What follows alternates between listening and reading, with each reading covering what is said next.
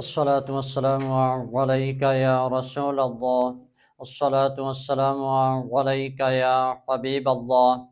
ایک دفعہ حضرت ابو ذر رضی اللہ تعالی عنہ نے حضرت بلال حبشی کو کالے ماں کا بیٹا ہونے کا طعنہ دیا.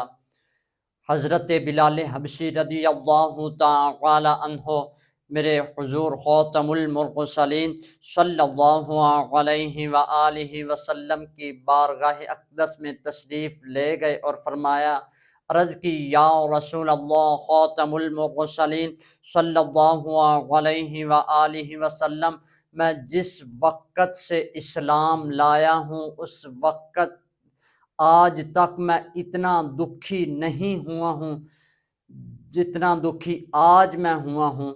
حضور نے فرمایا، اے بلال کیا ہوا ہے؟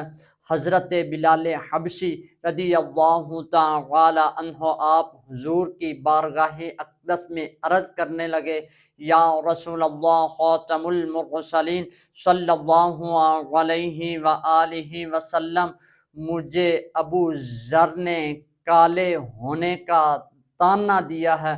مجھے حضرت ابو ذر نے کالی ماں کا بیٹا ہونے کا طعنہ دیا ہے.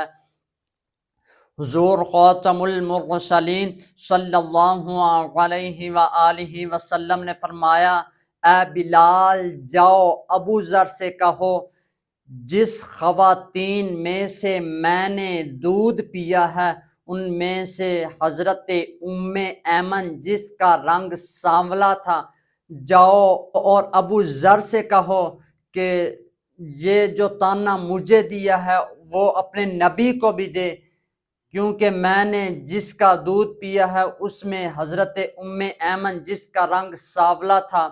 حضرت بلال حبشی رضی اللہ تعالی عنہ حضرت ابو ذر کے پاس گئے اور کہا کہ اے ابو ذر، حضور کا پیغام سنو.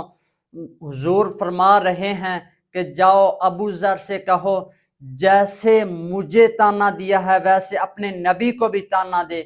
حضرت ابو ذر رضی اللہ تعالی عنہ حضرت بلال حبشی رضی اللہ تعالی عنہ کے سامنے ایسے ہاتھ جوڑ رہے ہیں اور کہہ رہے ہیں، اے بلال مجھے معاف کر دو، اے بلال مجھے معاف کر دو.